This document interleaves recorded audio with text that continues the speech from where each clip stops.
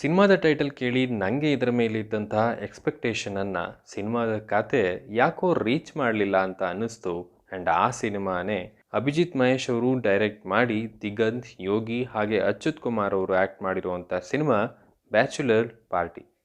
ಸಿನಿಮಾದ ರಿವ್ಯೂಗೂ ಹೋಗೋಕ್ಕೂ ಮುಂಚೆ ನೀವಿನ್ನೂ ನನ್ನ ಚಾನಲ್ಗೆ ಸಬ್ಸ್ಕ್ರೈಬ್ ಆಗಿಲ್ಲ ಅಂದರೆ ಈಗಲೇ ಸಬ್ಸ್ಕ್ರೈಬ್ ಆಗಿ ನೋಟಿಫಿಕೇಷನನ್ನು ಆನ್ ಮಾಡ್ಕೊಳ್ಳಿ, ಅವಾಗವಾಗ ಸಿಗ್ತಾ ಇರೋಣ ಅಂತ ಹೇಳ್ತಾ ವಿಷಯಕ್ಕೆ ಬರೋದಾದರೆ, ಸಿನಿಮಾದಲ್ಲಿ ನಮಗೆ ಸಿಗುವಂಥ ಒಂದು ಪಾತ್ರದ ಹೆಸರು ಸಂತೋಷ್ ಮಂಚಾಲೆ.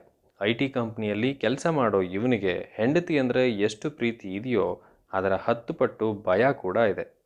ಹಾನೆಸ್ಟಿ ಅನ್ನೋದನ್ನು ಬ್ಲಡ್ನಲ್ಲೇ ಇಟ್ಕೊಂಡಿರೋ ಇವನು ತನ್ನ ಹೆಂಡತಿ ಇಲ್ಲದ ಟೈಮ್ನಲ್ಲಿ ಅವಳಿಗೆ ಹೇಳದೆ ಒಂದು ಪಾರ್ಟಿಗೆ ಹೋಗ್ತಾನೆ. ಅಲ್ಲಿ ಇವನಿಗೆ ಸಿಗುವಂಥ 2 ಪಾತ್ರಗಳೇ ಮ್ಯಾಡಿ ಆ್ಯಂಡ್ ಅಶ್ವಥ್ ನಾರಾಯಣ್. ಇವರು ಯಾರು, ಇಲ್ಲಿಂದ ಕತೆ ಮುಂದೆ ಹೇಗೆ ಸಾಗುತ್ತೆ, ಆ ಪಾರ್ಟಿಯನ್ನು ಮಾಡಿದವರಾದರೂ ಯಾರು, ಆ್ಯಂಡ್ ಇವರು ಬ್ಯಾಂಕಾಕ್ಗೆ ಯಾಕೆ ಹೋದರು ಅನ್ನೋದನ್ನೆಲ್ಲ ನೀವು ಸಿನಿಮಾಕ್ಕೆ ಹೋಗಿ ನೋಡೇ ತಿಳ್ಕೋಬೇಕು. ಸಿನಿಮಾದಲ್ಲಿ ಇಷ್ಟ ಆಗಿದ್ದು ಪರ್ಫಾರ್ಮೆನ್ಸ್. ಇದ್ರ ಬಗ್ಗೆ ಹೇಳೋದಾದರೆ, ದಿಗಂತ್ ಅವರು ತಮ್ಮ ನಟನೆಯಲ್ಲಿ ಒಂದಷ್ಟು ಇಂಪ್ರೆಸ್ ಮಾಡ್ತಾರೆ. ಅವರ ಪಾತ್ರದಲ್ಲಿ ಬರುವಂಥ ಫಸ್ಟ್ರೇಷನ್, ಎಮೋಷನನ್ನು ಇಡೀ ಸಿನಿಮಾ ತುಂಬ ಚೆನ್ನಾಗಿ ಕ್ಯಾರಿ ಮಾಡಿದ್ದಾರೆ. ಆ್ಯಂಡ್ ಯೋಗಿ ಅವರು ತುಂಬ ಜೋವಿಯಲ್ ಆಗಿರೋ ತಮ್ಮ ಪಾತ್ರವನ್ನು ಅಚ್ಚುಕಟ್ಟಾಗಿ ನಿರ್ವಹಿಸಿದ್ದಾರೆ. ಆ್ಯಂಡ್ ಅವರಿಂದ ಬರುವಂಥ ಒನ್ಲೈನರ್ಸ್ಗಳು ಅವರ ಡೈಲಾಗ್ ಡೆಲಿವರಿಯಿಂದ ಸ್ಪಾಂಟೇನಿಯಸ್ ಆಗಿ ಕ್ರಿಯೇಟ್ ಆಗಿದೆ ಏನೋ ಅನ್ನೋ ಫೀಲ್ ಕೊಡ್ತಾ ಇತ್ತು. ಇನ್ನು ಅಚ್ಯುತ್ ಅವರು ವೀಲ್ ಚೇರ್ ಮೇಲೆ ಕೂತಿದ್ರು ತಮ್ಮ ಪಾತ್ರಕ್ಕೆ ಎಲ್ಲೂ ಕೂಡ ಮೋಸ ಮಾಡಿಲ್ಲ. ಆ್ಯಂಡ್ ಒಂದಷ್ಟು ಸೀನ್ಸ್ಗಳು ಇನ್ಸ್ಪೆಕ್ಟರ್ ಅಂತ ಹೇಳಿಕೊಂಡು ಮಾಡಿದಂಥವುಗಳು, ಪ್ರಕಾಶ್ ಅಣ್ಣನ ಋಣ ತೀರ್ಸೋಕೆ ಅಂತ ಮಾಡಿದಂಥ ಒಂದಷ್ಟು ಚೇಷ್ಟೆಗಳು ತುಂಬಾ ಚೆನ್ನಾಗಿದ್ದು. ಆ್ಯಂಡ್ ಇವುಗಳನ್ನು ಡೈರೆಕ್ಟರ್ ಅವರು ತುಂಬ ಚೆನ್ನಾಗಿ ಬರ್ಕೊಂಡಿದ್ದಾರೆ ಅಂತ ಹೇಳ್ತೀನಿ. ಆ್ಯಂಡ್ ಇದರ ಜೊತೆ ಗುರುಪ್ರಸಾದ್ ಅವರ ಗೆಸ್ಟ್ ಅಪಿಯರೆನ್ಸ್, ಪ್ರಕಾಶ್ ತುಮ್ಮಿನಾಡು ಅವರ ಪಾತ್ರ ಇಷ್ಟ ಆಯಿತು. ಆ್ಯಂಡ್ ಡೈಲಾಗ್ ರೈಟಿಂಗ್, ಇಡೀ ಸಿನಿಮಾ ನಿಂತಿರೋದು ಇದರ ಮೇಲೇ. ಸೊ ಸಾಕಷ್ಟು ಕಡೆ ಇದು ವರ್ಕ್ ಆಗಿದೆ ಅಂತ ಹೇಳ್ಬೋದು. ತಲೆ ಕೆಡಿಸ್ಕೋಬೇಡ, ಏನೂ ಆಗಲ್ಲ, ಪ್ರತಿಭಾಳ ಪ್ರತಿಭೆ, ಮೇಷ್ಟ್ರೆ ಕಾಲ್ ಜಾರ್ಬಿಟ್ಟಿರಾ ಅನ್ನೋದು, ಶೋಷಿತ ಅಲ್ಟ್ರಾ ಮ್ಯಾಕ್ಸ್ ಪ್ರೋ ಅನ್ನೋ ಡೈಲಾಗ್ಗಳು ಆ್ಯಂಡ್ ಯೋಗಿ ಅವರ ಒನ್ಲೈನರ್ಸ್ಗಳು ಸಿನಿಮಾದಲ್ಲಿ ನಿಮಗೆ ಇಷ್ಟ ಆಗ್ತವೆ. ಇನ್ನು ಅರವಿಂದ್ ಕಶ್ಯಪ್ ಅವರ ಕ್ಯಾಮ್ರಾ ವರ್ಕ್ ತುಂಬಾ ಇಷ್ಟ ಆಯಿತು. ಆ್ಯಂಡ್ ಯೋಗಿ ಅವರಿಗೆ ಮಾಡಿರುವಂಥ ಒಂದು ಲವ್ ಟ್ರ್ಯಾಕ್ ಚೆನ್ನಾಗಿತ್ತು.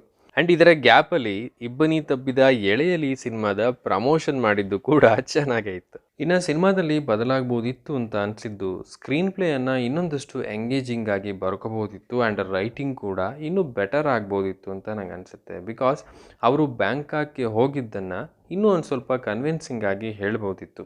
ಸಿನಿಮಾದ ಫಸ್ಟ್ ಹಾಫ್ ತುಂಬ ಫನ್ನಾಗಿ ಮುಂದೆ ಸಾಗುತ್ತೆ, ಬಟ್ ಸೆಕೆಂಡ್ ಹಾಫ್ನಲ್ಲಿ ಇದು ಸ್ವಲ್ಪ ಮಟ್ಟಿಗೆ ಡೌನ್ ಆಗುತ್ತೆ.